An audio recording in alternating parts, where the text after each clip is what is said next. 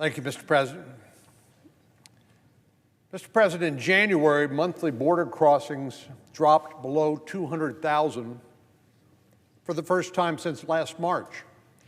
Last month, U.S. Customs and Border Protection logged more than 156,000 illegal border crossings. This is the busiest January in more than 2 decades. Yet somehow, the Biden administration is trying to claim victory for this temporary dip in illegal border crossings. If you ask me, the president's popping the cork a little early. For starters, these numbers are artificially reduced thanks to the administration's new parole program. Now, parole is not a commonly used word, but what the parole does in this context is it allows up to 30,000 people from specific countries per month into the United States. Basically, they're waived on through. If migrants enter the country on a legal basis, which is exactly what this program creates, they'll never be tallied as part of the illegal migration statistics. So how better to make something illegal legal than to simply wave your magic wand and create a new category by which migrants are admitted to the United States. In short, this new policy has allowed the administration to roll out the welcome mat for tens of thousands of migrants while pretending that the humanitarian and public safety crisis at the border is abating. It's not. It's not abating. Second, January is a historically slow month for migration. During the previous administration, Customs and Border Protection logged an average of about 43,000 illegal border crossings each January. As a reminder, last month we encountered 156,000. 43,000 during the previous administration, this administration 156,000 in January. Now, as we head into spring, those numbers are sure to climb again. Warming temperatures and seasonal work always leads to increased migration, and I don't expect this year to be an exception. The numbers may have dropped temporarily last month, but there's no reason for the president to spike the football or to claim victory.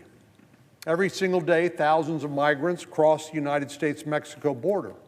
The overwhelming majority arrive here with only what they can carry on their backs.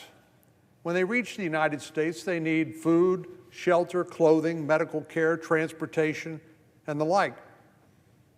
Since President Biden took office, the pace of illegal border crossings has made this already tough job of caring for migrants increasingly more challenging, just by the sheer volume of humanity coming across the border. So law enforcement, nonprofits, folks in my state who live and work on the border have begged the Biden administration to take action. It's not even fair to say that they were met with a shrug. Rather, they were just ignored. In order to ease the burden on border communities in Texas, Governor Greg Abbott began transporting migrants to other states and cities last year. If the Biden administration is going to give them a piece of paper and say, show up for an immigration court hearing at some indefinite date in the future, perhaps years in the future, then Governor Abbott's theory was, rather than have them wait there in the border communities, give them a bus ticket and let them go to the place where they have told the U.S. government they intended to relocate pending their court hearing. But the moment the challenges spread from these small border towns in Texas to liberal enclaves in the Northeast, the outrage machine fired up big time. Now, President Biden didn't care about the border crisis when it affected the Rio Grande Valley or Laredo or Del Rio or El Paso, but the moment it reached Manhattan and Martha's Vineyard or Chicago or Washington, D.C., it was somehow a crisis. And, of course, we know who the president blamed. He blamed Republicans. Forget the fact that nonprofits have a long-standing practice of using federal funds to transport migrants all over the country to await their future court hearing.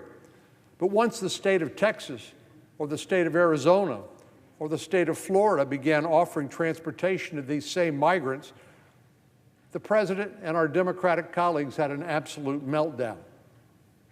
Our colleague from Illinois, Senator Durbin, called the practice cruel and inhumane. The White House press secretary said it was shameful and reckless. And Vice President Kamala Harris went so far as to call this the height of irresponsibility and the dereliction of duty. So when it hurts my constituents, my border communities, the people I represent here in the Senate, they're simply ignored.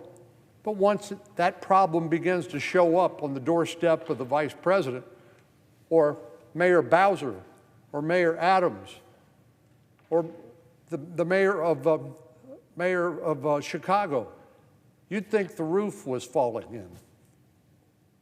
Well, I don't think Vice President Harris recognized the many layers of irony in the statement that somehow this was a dereliction of duty and a height of irresponsibility. What it shows is simply how little she understands the nature of the problem, much less any way to try to fix it. Now it's not just the nonprofits and the Republican governors who are transporting migrants, it's the Democratic mayor of New York City. Eric Adams is the mayor of the largest city in the United States. New York City is home to roughly 8.5 million people, and its annual budget exceeds $100 billion. That's higher than all but a handful of states. Once busloads of migrants began to arrive in New York City last year, Mayor Adams quickly realized what border mayors have been saying all along, that this is a big problem. After welcoming a few thousand migrants, Mayor Adams said his city was near the breaking point. Again, this was a reaction when a few thousand migrants arrived in a major city with a $100 billion annual budget. Can you imagine what it's been like in small towns like Del Rio, Texas, of 35,000 people, where they had 15,000 Haitians under a bridge in that small city, and frankly, without the resources to deal with them. So, frankly, I'm not all that sympathetic of Mayor Adams' quandary because of what my constituents have been living with for the entirety of the Biden administration. New York City has vast resources and a long list of folks willing to help, and still it was struggling to care for the migrants arriving on its doorstep. Meanwhile, communities across Texas, small in comparison to New York, were absorbing thousands of migrants in a single day with only a fraction of the resources. Over the last several months, the number of migrants arriving in New York City has grown dramatically. It's received more than 40,000 migrants, and the challenges have only grown.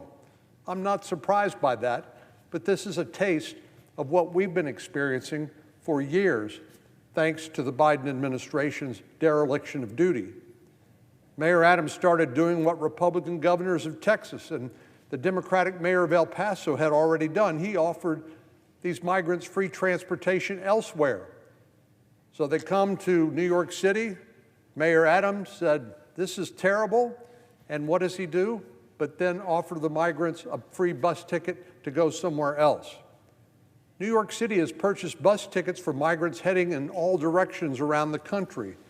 Migrants were offered a free ride, and many willingly accepted.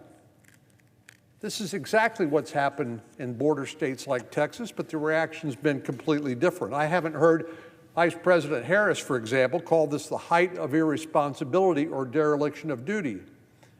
Certainly, our Democratic colleagues haven't repeated their claims that this is somehow cruel and inhumane, no matter how erroneous they were in the first place. When migrants receive free bus tickets from conservative states like Texas, it's framed as a human rights abuse. But when it happens in Manhattan, it's viewed as an act of charity or kindness. The hypocrisy is simply breathtaking. Now, to be clear, I don't fault Mayor Adams for helping migrants reach other parts of the country. I'm sure he's trying to manage with this new phenomenon, but But I would hope that he would recognize that this has been something we've been having to cope with as a result of the failure of the federal government to deal with this humanitarian and public safety crisis. The influx of tens of thousands of migrants can certainly place a strain on local health systems and emergency response services. It can put a dent in a city's budget.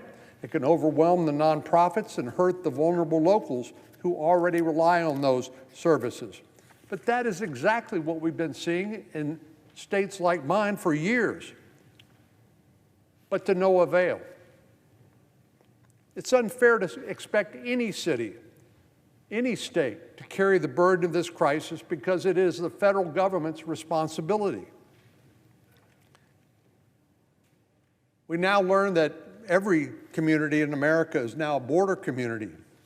This morning during a Finance Committee hearing, the chairman of the Finance Committee, the senator from Oregon, Senator Wyden, and the ranking member from Idaho, Senator Crapo, both were recounting about the influx of fentanyl and synthetic opioids into their states and the impact it's having on crime and overdose deaths of the people they represent and care so much about. But last year alone, 108,000 Americans died of drug overdoses, 71,000 of those from synthetic opioids. Virtually all of that 108,000, those 108,000 deaths were caused by drugs that came across the southern border. So it's not just economic migrants looking for a job and a better way of life. It's people with criminal records, sex offenders.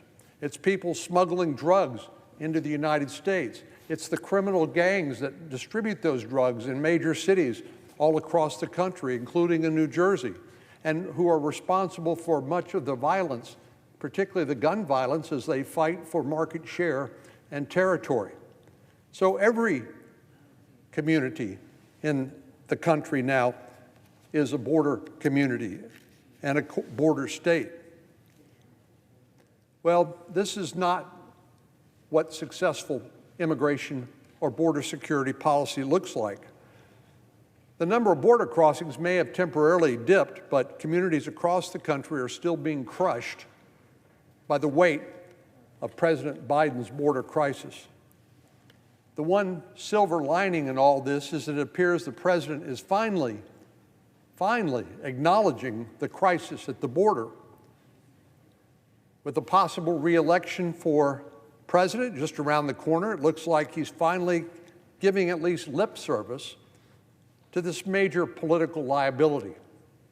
In his State of the Union address last week, President Biden urged members of Congress to, I quote, he said, "If you won't pass my comprehensive immigration reform bill, at least pass my plan to provide the equipment and officers to secure the border," close quote. Well, I was wondering what plan the president was referring to. None of us have seen it, to my knowledge. I've asked many of my Senate colleagues, and they don't know what the president's even talking about, because none of them have seen his plan to secure the border. He hasn't shown a serious interest in using the existing authorities to stop the flow of illegal immigration.